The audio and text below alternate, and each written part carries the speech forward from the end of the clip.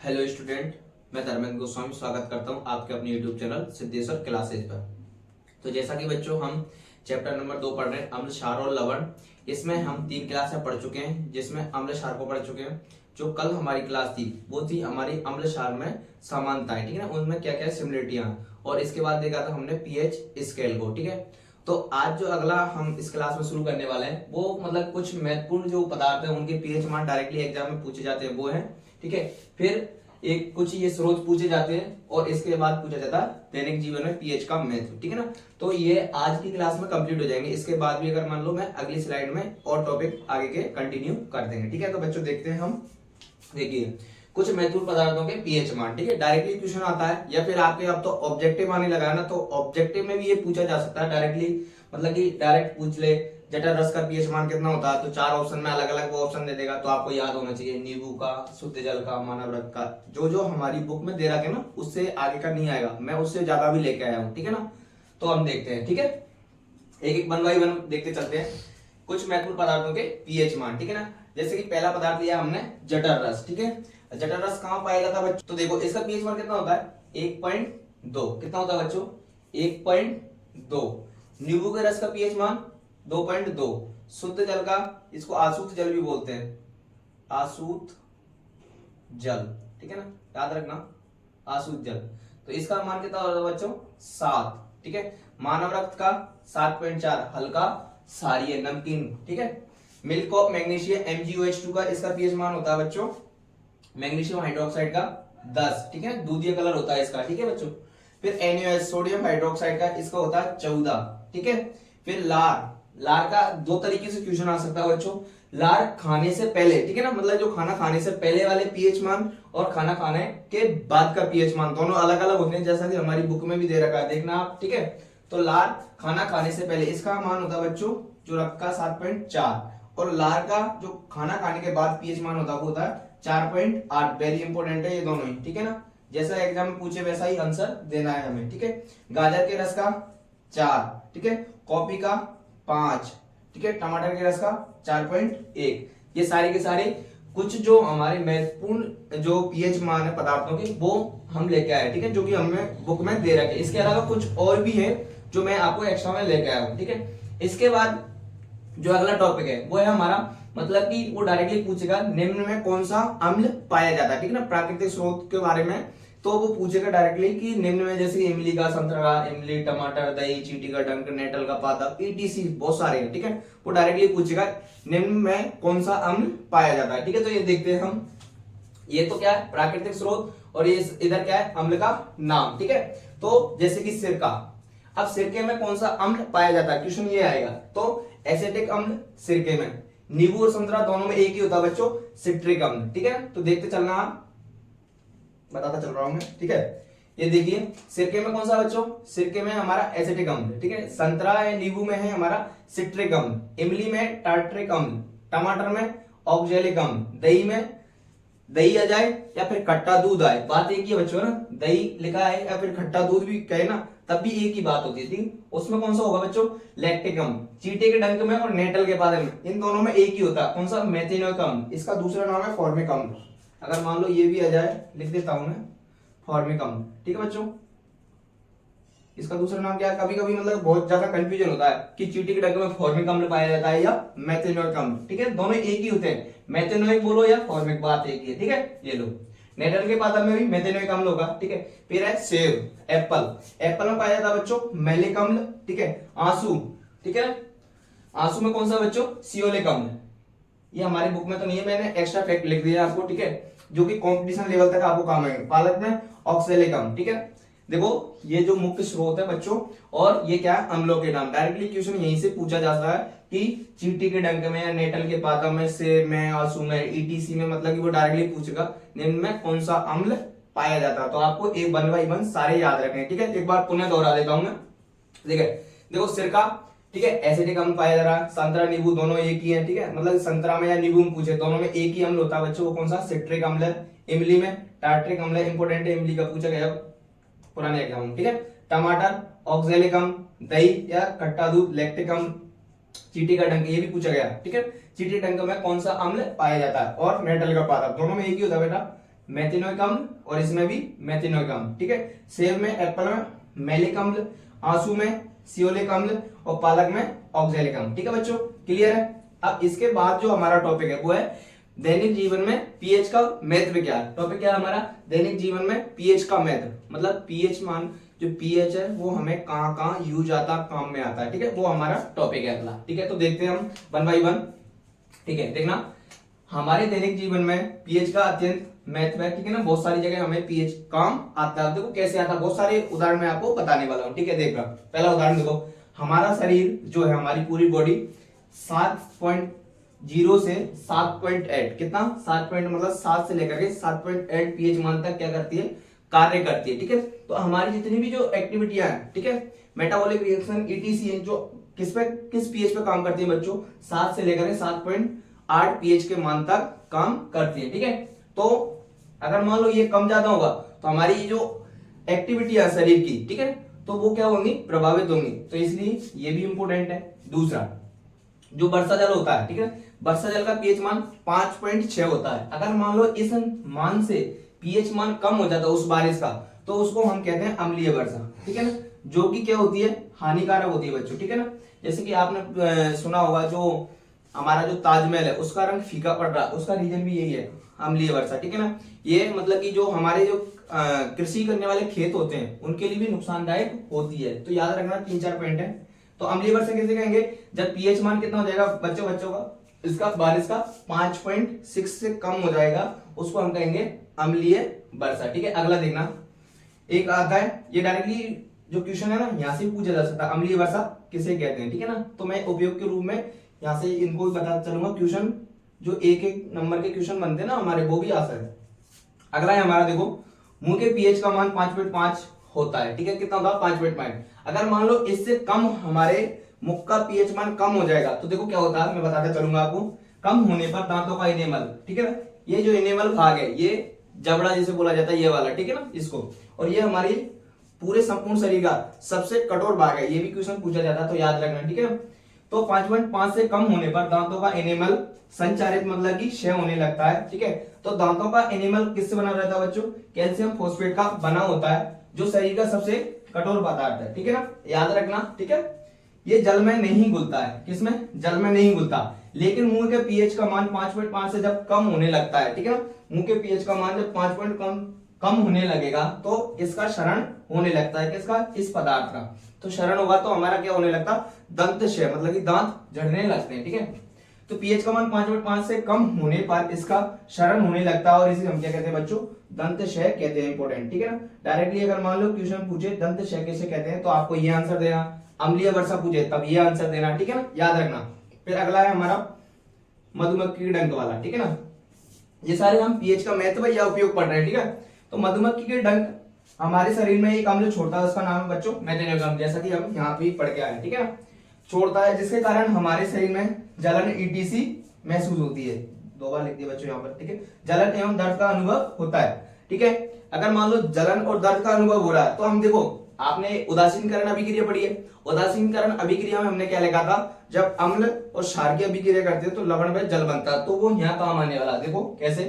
देखो मधुमक्खी का डंक हमारे शरीर में कौन सा अम्ल छोड़ रहा, मेथिओनिक अम्ल, जिसके कारण जलन व दर्द का अनुभव होता है। तो जब हम डंक वाले भाग पर, ठीक है, बेकिंग सोडा NaCO3 ये इसका सूत्र होता है, आगे हम पढ़ने वाले हैं इनको, ठीक है, जैसे क्षार का उपयोग करते हैं तो हमें आराम मिलता है। क्यों मिलता है, क्योंकि देखो ये क्या है, मधुमक्खी द्वारा छोड़े गया जो डंक में जो क्या है, एक अम्ल है। अगर अम्ल की मात्रा बढ़ी तो क्या हो रहा, जलन दर्द ईटीसी हो रहा। जब हम उस, जैसे कि सपोज दैट यहाँ उसने डंक मारा है, ठीक है, तो इस जगह पर हम क्षार लगा देंगे, ठीक है, मतलब बेकिंग सोडा, मतलब वो क्या है, क्षार है। तो ये दोनों अभिक्रिया करके क्या बनाते हैं, हमने उदासीनकरण अभिक्रिया पढ़ा जैसा कि, तो अम्ल और क्षार मिलकर के लवण में जल बनाएंगे, तो मतलब कि उसका असर धीरे धीरे क्या होगा, कम होगा, और हमें दर्द से क्या मिलेगा, आराम मिलेगा, ठीक है बच्चों। तो आगे का जो टॉपिक है ना, अब हम अगली स्लाइड में शुरू करने वाले हैं, ठीक है बच्चों।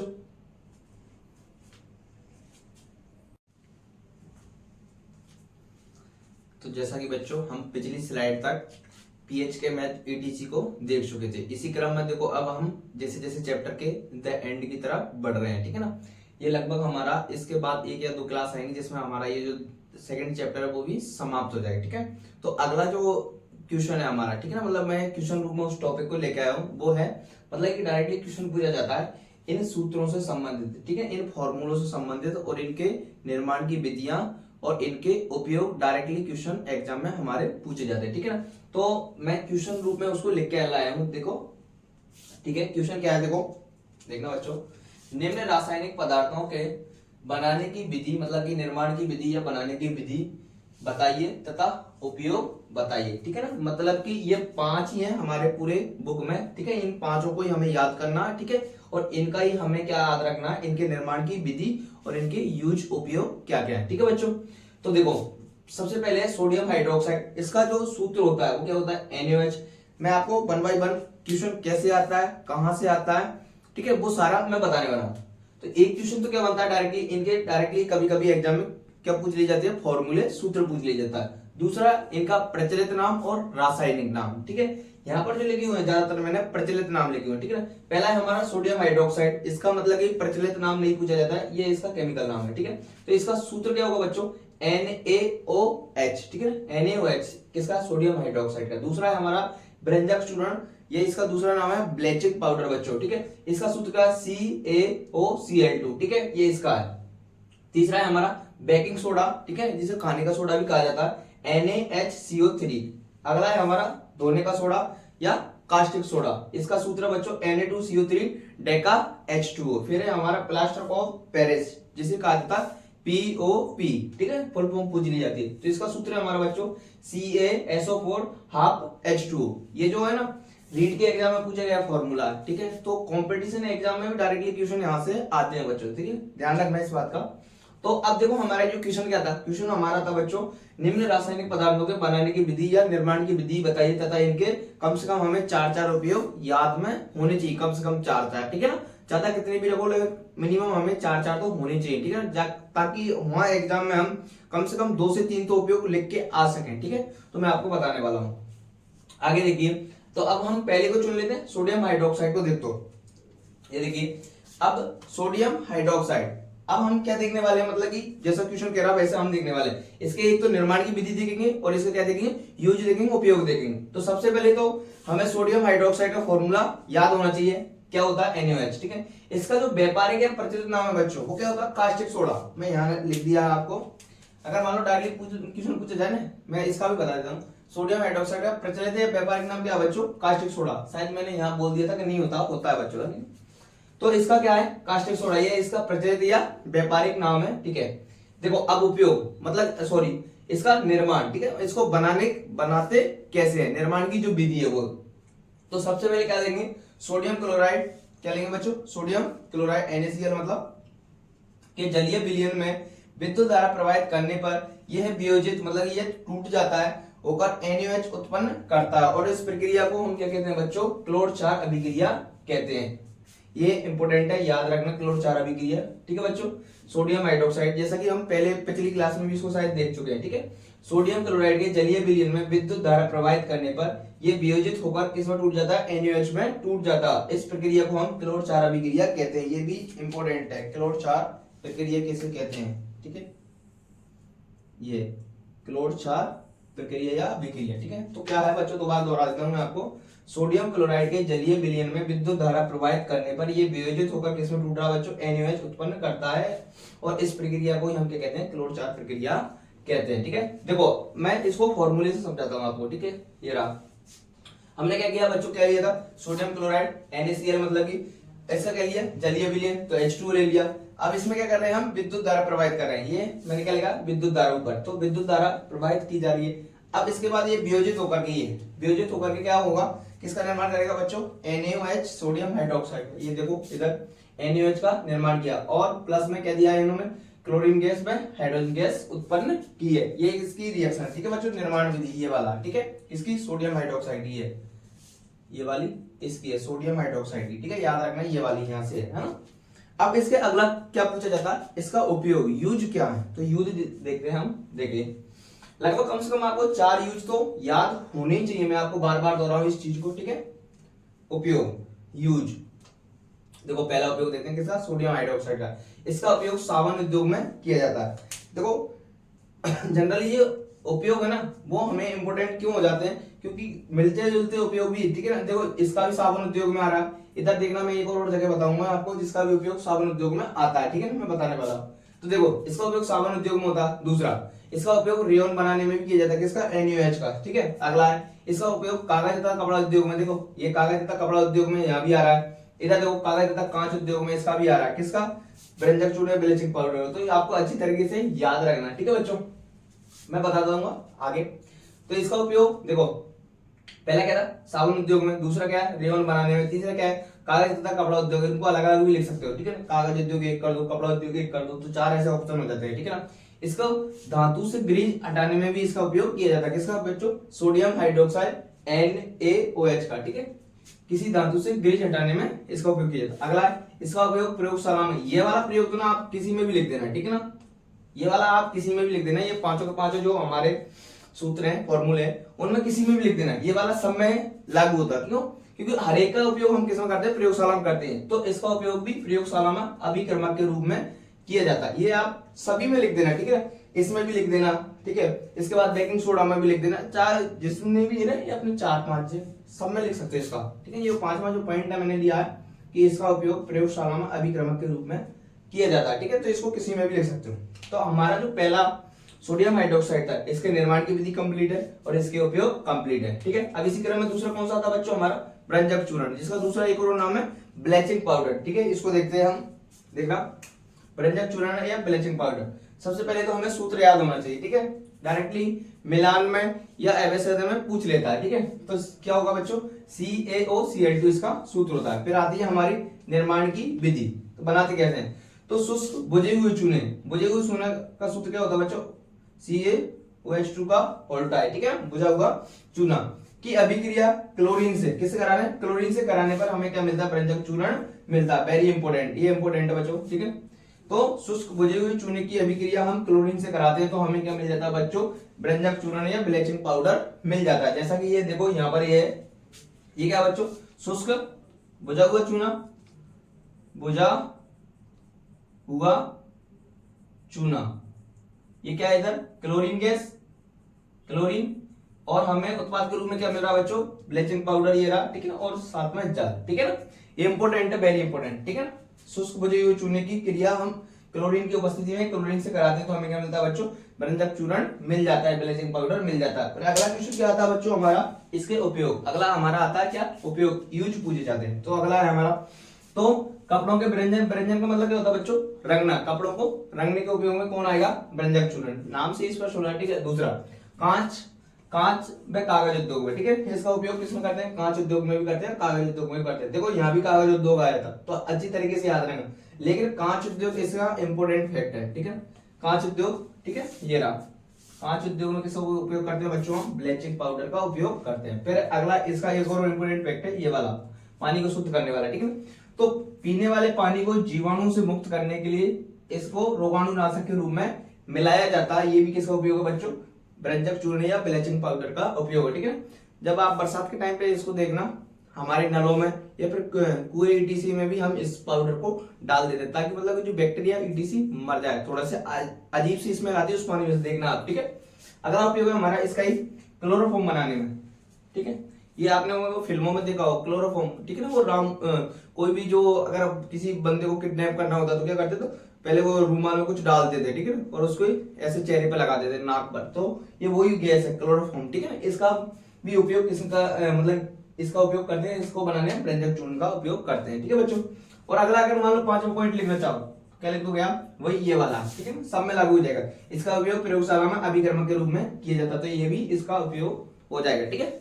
देखो इसी क्रम में अगला आता हमारा बेकिंग सोडा या खाने का सोडा या मीठा सोडा भी इसको बोला जाता है, ठीक है बच्चों। तो इसका निर्माण देखते हैं हम, देखना निर्माण, सोडियम कार्बोनेट, ठीक है, Na2CO3 के जलीय विलयन में जब हम कौन सा CO2 गैस प्रवाहित, मतलब कार्बन डाइऑक्साइड गैस प्रवाहित करते हैं तो हमें क्या मिलता है बच्चों, बेकिंग सोडा। मैं इतना इसको इजी करके लाया हूं बच्चों, बहुत ज्यादा इजी, ठीक है। हमारी बुक में ना ये वाला फॉर्मूला नहीं दे रखा, ये बनाने की विधि नहीं दे रखी, मैं आपके लिए बहुत इजी करके लाया हूं इसको, ठीक है ना। हमारी बुक में ये वाली रिएक्शन दे रखी है, अब आप देखना ये कितनी कठिन है, ये कितनी सिंपल है, देखो आप एक बार, ठीक है। तो मैं इसको पुनः दोहराना चाहूंगा कि सोडियम कार्बोनेट Na2 के जलीय विलयन में जब हम CO2 गैस प्रवाहित करते हैं तो हमें क्या मिलता है बच्चों, बेकिंग सोडा मिल जाता है। जैसा कि देखो ये रहा, ठीक है, मतलब कि Na2CO3 मतलब कार्बोनेट, सोडियम कार्बोनेट के जलीय विलयन मतलब जल के हम क्या गैस क्या प्रवाहित करेंगे, CO2। तो CO2 प्रवाहित कर दी तो हमें क्या मिल जाता है बच्चों, उत्पाद के रूप में NaHCO3 मतलब कि बेकिंग सोडा या कास्टिक सोडा हमें उत्पाद के रूप में मिल जाता है। ठीक है, जैसा कि मैं आपको ये भी लिख लाया हूं, ये बुक में ये वाली रिएक्शन है, ठीक है, बुक वाली देखो कठिन है, इसलिए मैं आपको इसको इजी करके लाया। बुक वाली है मतलब कि पहले तो क्या लेना, सोडियम क्लोराइड लेना, जलीय विलयन H2O लेना, CO2 गैस लेनी और NH3 लेना, अमोनिया लेना, तब जाकर के हमें क्या मिलेगा, ये मिलेगा सोडियम सोडियम हाइड्रोजन कार्बोनेट भी इसका नाम है, जो कि क्या है इसका केमिकल नाम होगा, या बेकिंग सोडा ये वाला। ठीक है, अमोनिया क्लोराइड ये क्या होगा, ये हो जाएगा बच्चों हमारा अमोनिया क्लोराइड, ये तो क्या हो जाएगा अमोनिया क्लोराइड, और ये हो जाएगा हमारा बेकिंग सोडा। ये जो रिएक्शन है वो किसकी है बच्चों, बेकिंग सोडा। ये तो हमारी किसकी है, ये वाली रिएक्शन बुक में दे रखी है वो है। ठीक है, तो आप चाहो तो इसको याद कर लेना, मेरा मानना ये है इजी ये है, तो आप इसको याद कर लेना। ठीक है, देखो वेरी सिंपल है, सोडियम कार्बोनेट Na2CO3 के जलीय विलयन में जब हम CO2 गैस प्रवाहित करते हैं तो हमें क्या मिल जाता है बच्चों, बेकिंग सोडा मिल जाता है। खाने का सोडा, मीठा सोडा भी इसको बोला जाता है। अब देखो मैंने इसके क्या अभी उपयोग हो रहे हैं, उसको भी हम अगली स्लाइड में या फिर कल की क्लास में इसको कंटिन्यू कर लेंगे। ठीक है, अब इसके बाद कौन और बचेगा, दो और बचते हैं हमारे बच्चे, धोने का सोडा और प्लास्टर ऑफ पेरिस, और इसके उपयोग बच रहे हैं हमारे बेकिंग सोडा के। ठीक है बच्चों, तो इसको हम अगली क्लास में या फिर अभी टाइम मिलता तो अभी कंटिन्यू करता हूँ।